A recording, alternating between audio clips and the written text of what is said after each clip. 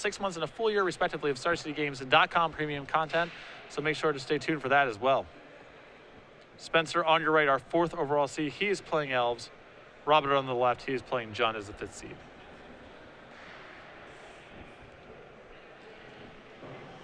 Looks like we have a Death Ray Shaman out of Jund to start it off.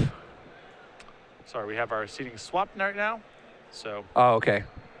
The Elves. Oh, sorry. Rather, we have the names were messed up there. Spencer is on your left, and Rob is on your right. Death Ray Shaman, one of the strongest elves, providing a little bit of disruption. Not a great draw. With that Elvish, with the Elvish Visionary taken by a Thoughtseize, Spencer is left with literally no gas. Yeah, this is a rough spot for Elves, certainly, but this is one of the places where this list access to natural order potentially gives it a huge draw to get it out of the woods here. Unfortunately, Sir Spencer, he's drawn yet another copy of Gaia's Cradle.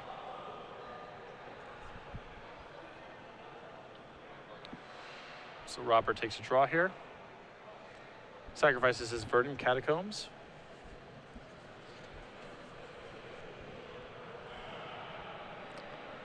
The big natural order target, of course, Critterhoof Behemoth, which requires something of a board, which Spencer is lacking right now, but... Yeah, I mean, at this point, it's going to be real tough. Spencer has literally nothing going for him. Yep. The best way he could actually kind of get jump-started into this, perhaps, is like the Elvish Visionary, Wirewood Symbiote plan, or perhaps just a Scavenging Ooze to grow. But just a Dryad Arbor, so Spencer with a hand of nothing but lands here. Needs a lot of action to start rebuilding, especially in the face of the Star Confidant. Triggers during Robert's upkeep, reveals Verdant Catacombs. Huh. The Jund player, a little bit of virtual card advantage over him as a result of his Thoughtseizes all being useless. Wasteland takes down the Dryad Arbor. Abrupt Decay takes down the Deathrite Shaman. We're likely going to see a Misty Rainforest for Bayou in order to at least extract an extra 2 damage. Yeah, but this is going to leave Spencer resourceless, just lands in hand, many of which are redundant legendary lands that don't produce any mana, facing down a Dark Confidant. Tough spot to be in.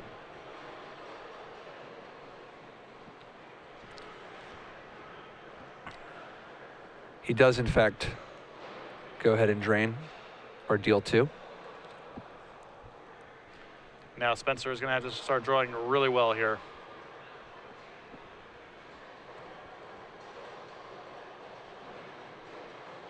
Presents his deck for a cut. It's tough because he's got no resources to work with, and that Dark Confidant is, I mean, Jund is such a good deck to draw 2 cards a turn. Yeah, especially against a deck that's presenting primarily just small creatures. Yep. That's something that's very easy for Jund to just mow down. You see the Dark Confidant reveal another Dark Confidant. For the Catacombs sacrificed.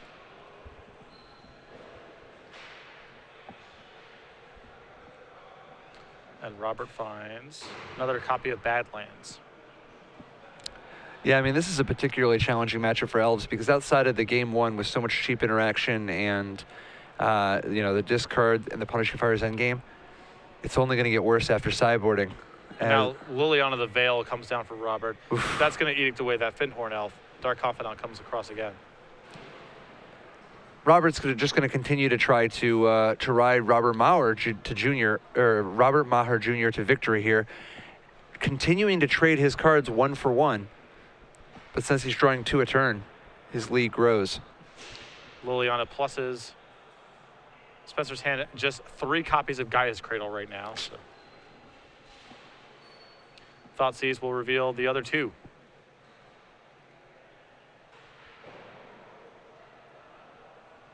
Although it is noteworthy here, Robert is taking quite a bit of damage off his Dark Confidants and his lands. Although Deathrite Shaman has the potential to clean that up, which Robert has just cast. Spencer takes a draw as his Wirewood Symbiote. And does not cast it, which I really like. Obviously in the face of Liliana, even setting that aside, I think Spencer is going to try to have to set up a big turn. He simply cannot afford to run the creatures that he does draw into the face of Robert's likely removal. Absolutely. I mean, well, things are going real poor for him, at least he has a bunch of mana, and at least he's got a little bit of life to work with so that he could potentially build up a little bit. It's going to have to be fast here. Dark Confidant reveals Lightning Bolt. It's very possible that, his flurry doesn't win him the game, but it creates a situation where he's got a big enough board that maybe he actually can, take a stab at Robert's life total. Liliana pluses again. Robert discards Dark Confidant. Spencer, one of the extra guys' cradles.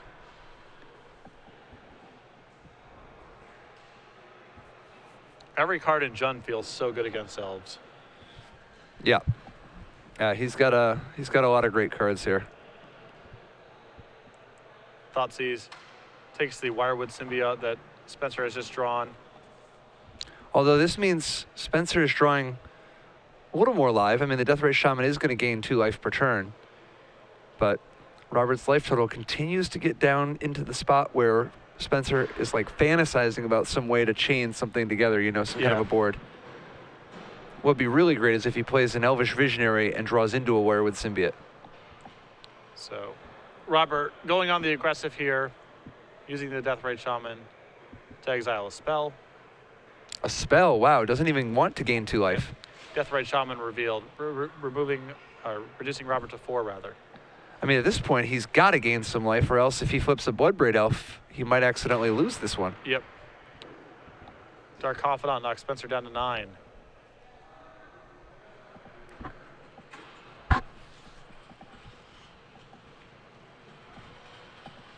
Another Deathrite Shaman for Robert. Takes up Liliana.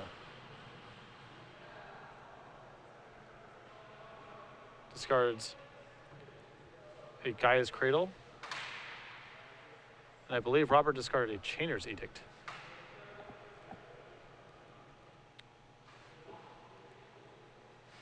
And now Robert decides to gain life with his Deathrite Shaman, going up to 6. Spencer with a glimpse of nature. Dark Confidant revealed. And we might be looking at lethal here with a Deathrite Shaman. With a Dark Confidant attack, 2 Deathrite Shaman activations, and a Lightning Bolt.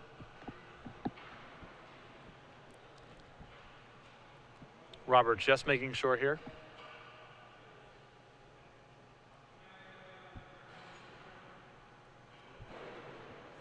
Yep, plenty of spells to choose from. We know the bolts in hand for the Confidant.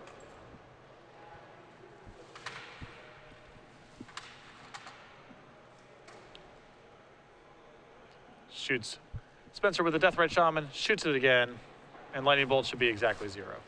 Yeah, an awful draw from Spencer, of course, but hopefully game 2 will improve. Yeah, just his hand was not very good to begin with, and that Thoughtseize just crippled him. Yeah, now, the good news is he gets a fresh 7.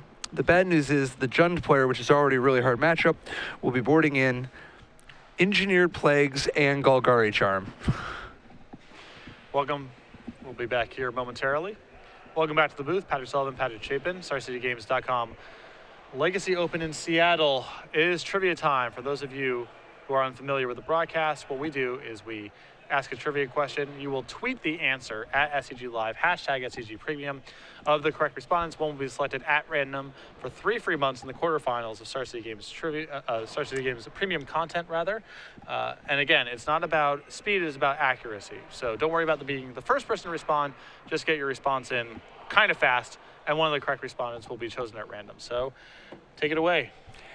In this tournament, we saw a new Born of the Gods card really kind of come into its own a little bit in the Legacy format. What white legend appeared today on camera? First overall seed in the tournament in their Death and Taxes deck. Tweet that answer at SCG Live, hashtag SCG Premium, and one of you will be selected for 3 free months of Star City Games premium content. So moving on to the sideboard here. You mentioned the Jund player has even more removal to sideboard into. Oh yeah. I mean, the most devastating of which is Engineered Plague and Golgari Charm. Now, obviously, Golgari Charm, it didn't look like it would do all that much that game, mostly because Spencer really never got a chance to do too much of anything at all. But it does have the ability to just sweep the entire board if Spencer's ever trying to go off. The Engineer Plague, obviously the most devastating card in the entire format. Beyond that, just a little Inquisition of Kozilek is one additional way to disrupt. Yeah, I would imagine that the Golgari Charm and the Engineer Plagues are primarily concessions to True Name Nemesis, both of those cards being very good answers, and being flexible in other slots as well. An Engineer Plague, especially brutal for Elves. On Spencer's side, you're looking at a Pithy Needle, a Choke, 3 Abrupt Decays, a Galactique, a Progenitus, a Roaring Thar, 2 Cabal Therapies, a Natural Order, and 4 copies of Thoughtseize. I would imagine now, again, during the elimination rounds, deck lists are public. Both players have access to them. Knowing about the Engineer Plagues that Robert has access to, I imagine Spencer just has to bring in the Abrupt Decays. Oh, yeah. I don't think he's really going to want to go to the discard. I think that's probably for more dedicated combo matchups because his deck is about assembling a critical mass of Elves. There's only so much of that he can remove before he starts really diluting the deck. So I think you're going to see the Abrupt Decays come in, but very likely nothing else. Maybe the Pithy Needle for Liliana, but I think Liliana is fairly low on the list of cards that he cares about amongst the threats that Robert produces. Yeah, you don't got that kind of time. I think at this spot, about the best he can do is Abrupt Decay because obviously if you have to hit an Engineer Plague, you have to, but beyond that, it also, Dark Confidant is just devastating to his strategy. Yeah. So I think, and honestly, Liliana the Veil can be a real problem. Right. Because he really needs to, if he doesn't go off early, he's going to need to have enough cards to be able to go off later. So my prediction, 3 Abrupt Decays, and he calls it a day. But just really an upward climb for Spencer here. Yeah, it was a real bad matchup game 1, and Golgari Charm and 2 Engineer Plagues and the Inquisition of Kozilek significantly higher impact than 3 Abrupt Decays. Yeah. Because those Abrupt Decays are helpful, but they don't really address the systemic issues of why he's behind in the match. Oh, yeah, and they aspire to 1-for-1 against cards, which is the exact thing he doesn't want to do. He just has to do it because otherwise those cards will single-handedly beat him. Yeah. 1-for-1, Jund will take a lot of 1-for-1s, This is, whenever an Abrupt Decay goes down, it's like Jund got him to pay the mana, like Thoughtseize and Lightning Bolt are 1-for-1s, but if Spencer's willing to pay 2 mana for it, that's a good deal. Often the cards are going to already have their impact too, like Liliana kills something on the way in, or Engineer Plague sweeps the board. Yep. But without Abrupt Decay at all, he has no shot. It's unpleasant, but the reality is he has to go here. It's like the old, it's like playing Dredge and having an answer to Leyline of the Void. Right. You had to do it, but it's messy. It's not looking good, but what are you going to do? On the other side of the bracket, our 2-7, Cody Lingelbach up a game with Black-White Deathblade against Thopter. Spencer starting off with a turn 1 Deathray Shaman again. Looks like he's got a little bit better of a hand this time.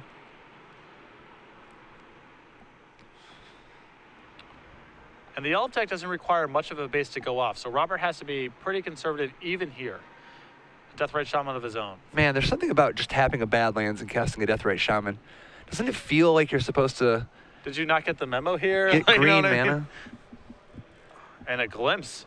And this is what I mean. The Elf deck does not require much of a base to start doing some real fireworks. And I don't know if Spencer's actually trying to go off this turn or simply build up a board, but he's off to the races fast. Yeah, this could be a value glimpse. But it is not unheard of for Elves to be able to win from this spot. Yeah.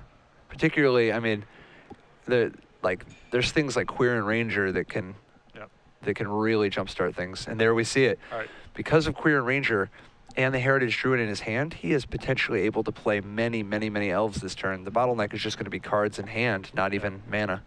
So there's Birchlore Rangers going to trigger Glimpse again. And this is what I meant for Robert being conservative here. He played Deathrite Shaman over a Thoughtseize, and now all hell is breaking loose. And even as something, you would think that's a no-brainer. Of course you play your Deathrite Shaman there, but... Man, see, I think you would, it's kind of surprising. It'll be interesting to see this line. Often you lead with the Heritage Druid. Maybe you didn't have it yet, but the Heritage Druid often able to produce so much mana. But Birchlore Ranger coming down, meaning that at this point, Spencer's going to have to use his Quirion Ranger in order to keep making mana. He can no longer get ahead with the huge, Heritage Druid activation. Right. So 2 more mana from the Birchlore Rangers. Another Heritage Druid. And Spencer is in high gear here. Yeah. I think he's out of gas now, but at this point, if Robert doesn't have an Engineer Plague or a Golgari Charm, he's way behind. I mean, stuff like Liliana is too slow for this type of thing. Yeah, that ship has sailed for sure. Yeah, Maelstrom Pulse would not be bad, but even still, he's way behind. All right, so Robert has a Thoughtseize here. Looks at a hand of Natural Order, Wirewood, Symbiote, and 3 lands. Wisely takes the Natural Order, as that would just enable a lethal Craterhoof Behemoth. It's funny, this is where Deathray Shaman as a 1/2 really shines. Oh, the Elves is another deck that gets hit by that. Not nearly as bad as Goblins with Goblin Lackey, but this is another deck that is weirdly victimized by the 1/2 nature of Deathray Shaman. Yeah, the 1/2 nature of Deathray Shaman is kind of a weird little thing. It's like, yeah, 3 abilities on this nearly colorless card, and you needed to make it a 1/2. Just got to make sure. I like it. What's Robert looking for here? I mean, obviously, removal of some sort, but what besides Engineer Plague and Golgari Charm gives him some tempo?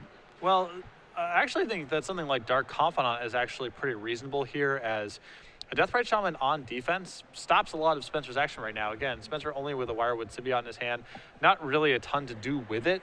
So for the time being, the Deathrite Shaman provides some amount of defense, and if Robert can get a source of card advantage going, that could be valuable too. Yeah, absolutely. And speaking of card advantage, Punishing Fire might be a potential way for Robert to build some card advantage as well. Yeah. Interesting. So the Deathrite Shaman becoming tapped during Robert's own turn, meaning it will not be able to block. The beats commence. Mm-hmm. And this is sort of the backup plan that Elves has. Ideally, it would like to win through Craterhoof Behemoth, but it can also win just by flooding the board with a lot of Elves and overwhelming people's defenses. Not the most powerful way for it to win, but it is a backup plan.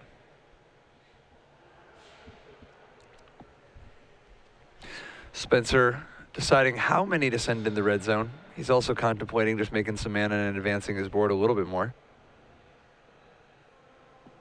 What do you think about the decision to not play Priest of Titania? I mean, that used to be the old Elf standby. I think it's probably just a little too slow nowadays. I think you want to really keep it all at 1 mana.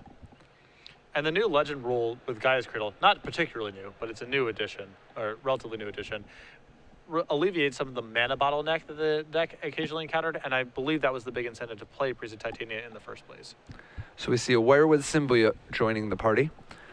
All sorts of ways to untap creatures, which could come into play with many Deathrite Shaman activations. The Symbiote also gives them some durability against removal potentially as well.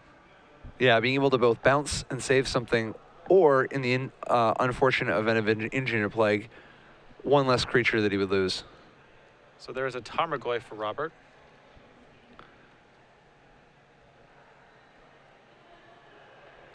The second 1/2 really effectively stilting Spencer's offense. Yeah. Yeah, 1/2s, AKA moat. But Robert's a little bit under the gun at 13. You know, there's a Deathrite Shaman dance going on between the 2 players, but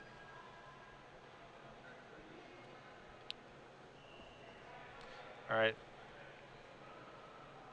Spencer attempting to activate his Deathrite Shaman here. That prompts a response from Robert.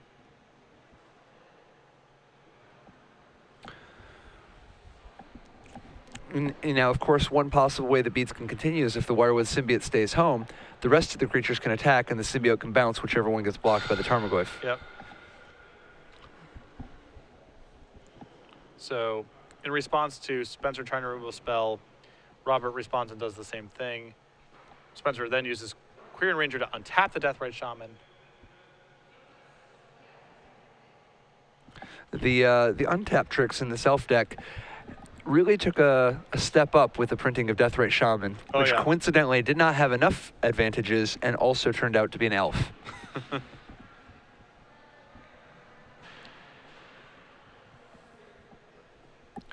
The etiquette, flipping the Quirion Ranger upside down to indicate that it has been used. I like it. Sometimes hard to keep track of creatures without tap effects if they've used their once per turn activated. Wirewood Symbiote, also the same deal. And Spencer really, I think, just trying to finish off this game with the beatdowns. Sends in his Symbiote and his Wow. Heritage Druid. This is so aggressive. Interesting. Don't you normally do it the other way? You send in the Quirion Ranger, not the Symbiote.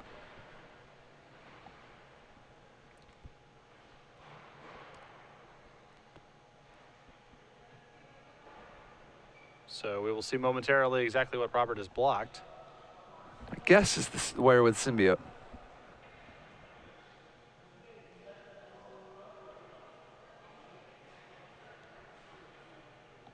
Okay. And it is. Definitely a tough one. It's easy to, like, with so many activated abilities and stuff. Yep. That did feel like a curious attack, though. Yeah, my guess is just getting the two mixed up. This is another game where Spencer's actually flooding out pretty badly after that glimpse. Yep. Yeah, I think I think the decision to go with the conservative Virtual Ranger approach instead of the Heritage Druid and just moving all in might end up coming back to haunt him. All right, Chainer's Edict from Robert. There's one copy of that in his deck. I believe that I would prefer Diabolic Edict, but having some Edict effect is very valuable against Trinity Nemesis. Oh, yeah. Well, I don't know. I mean, if you're going to have an Edict, you could do worse than Chainer's Edict. This is true. But I think that... Good for the long attrition-y games. Well, yeah, I think that's a little generous. And I do think that if I ever got hit by an Emrakul with a Chainer's Edict in my hand, I would be pretty upset with myself. Yeah. Yeah, fortunately, he might have to wait an entire round until he faces an Emrakul. This could come up. It is in play. Guy has cradled the draw for Spencer. Well, the good news is that makes a lot of mana. The bad news is that's not what he's short.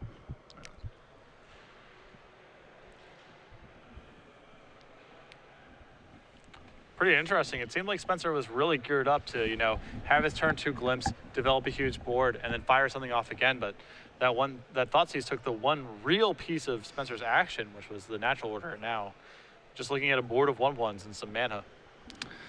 Yeah, he's got Robert down to 7, but it's real tough for this green deck to assemble any sort of meaningful reach beyond the usual Crater Hoof shenanigans. And now with Grove of the Burn Wolves in play, now Punishing Fire is a disastrous draw. And there it is. See it.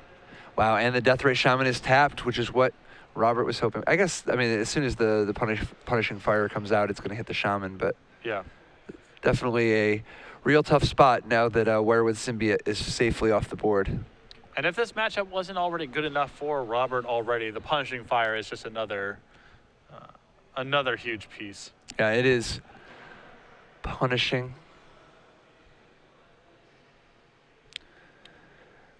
Not a lot that he can really do in this spot. I mean, there's the potential to try to do some untapped tricks if he just wants to get an extra 2 damage in by removing his own natural order. All right. But that Punishing Fire can't come. Yeah, it's not in the graveyard yet. Yeah. I don't think it's too significant here, as the Deathrite Shaman can't provide any utility against it anyway. But Yeah.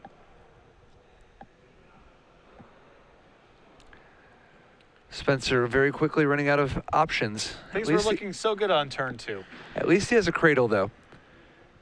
He has one more turn that if he draws natural order, everything is just swell. Looks like they are. Yeah, they are getting backed up because the Deathrite Shaman cannot actually try to exile the Punishing Fire. Yeah. So he's just going to add some mana and use the Deathrite Shaman to exile one of his own creatures to gain 2 life. Now, things are kind of bad, but if Spencer draws a natural order, he is cooking with gas.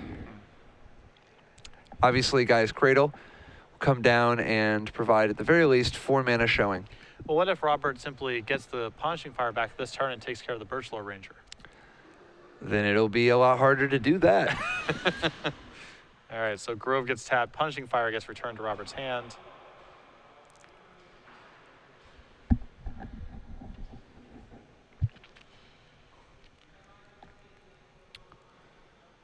And Robert follows up all this with Punishing Fire again on Aquarian Ranger.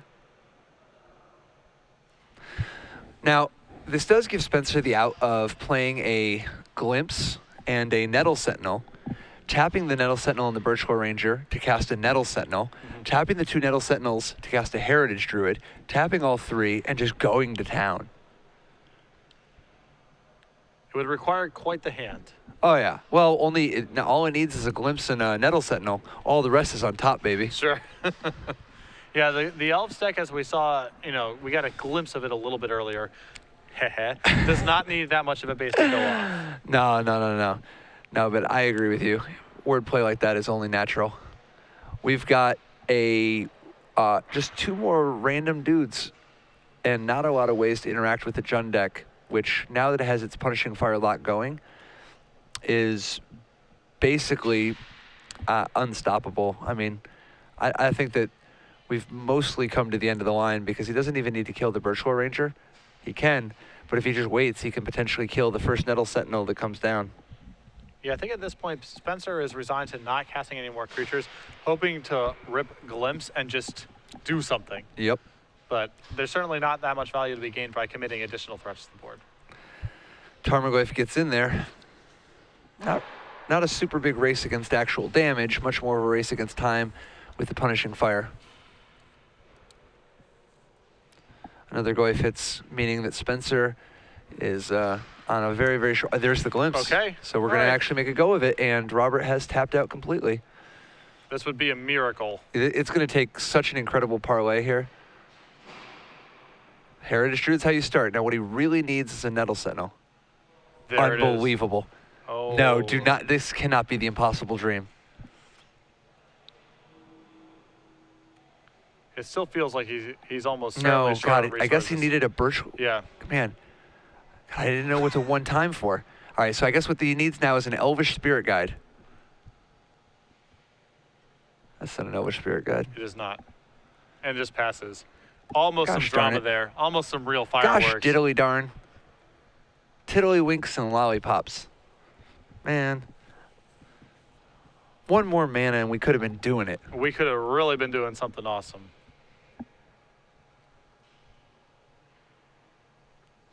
Well, these 2 Tarmogoyfs are about to bring the beat down. Robert can only kill 1 with the Punishing Fire, meaning that Spencer's got another chance to draw another another Glimpse of Nature next turn, unless Robert kills both creatures, leaving him without much counterplay at all. Although I guess technically he's got the guy's Cradle, so he could actually kind of explode if he draws the Glimpse, because he does have that Nettle Sentinel in his hand. All right, 2 Tarmogoyfs trucking on in. Now that Punishing Fire can't actually stop the Heritage Druid since the Wirewood Symbiote is in play. I mean, with Punishing Fire in the graveyard, Robert needs a second removal spell, essentially, to set this all up. Although now we might see a response. Yeah, wow. Because it appears that Spencer is blocking and attempting to basically chump block, returning the L to his hand, but Robert can break that up. Yet another Punishing Fire. Yep. So Wirewood Symbiote down.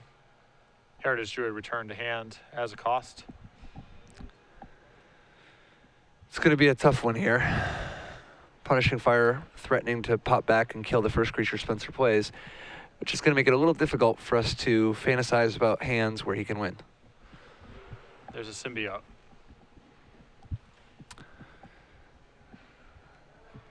Now, I think those Tarmogoyfs are big enough that he has to just play out a bunch of cards or he'll be dead to the board from the counterattack. Yeah, especially, he's got the 2 Punishing Fires that he can bring back. Deathrite Shaman's in play. There's some burn going on here as well. Another element of all of this. 6 points of Tarmogoyf damage showing. 2 Punishing Fires coming back with Spencer going up to 15. The beatdown will put him at 9. And I guess that's only 6 points of direct damage showing, so if he doesn't have a bolt, Spencer could theoretically have one more turn to pray for a Glimpse. Sacking Inverted Catacomb here. Finds a Badlands. Are those all unlimited duels? The Bayou is not, the Badlands are.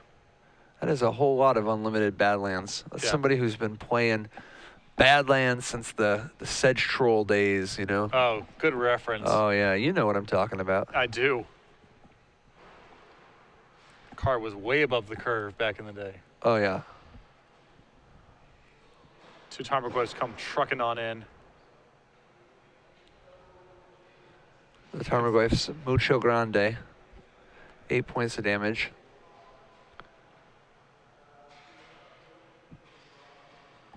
No, just 6. I think it's just land creature sorcery right now.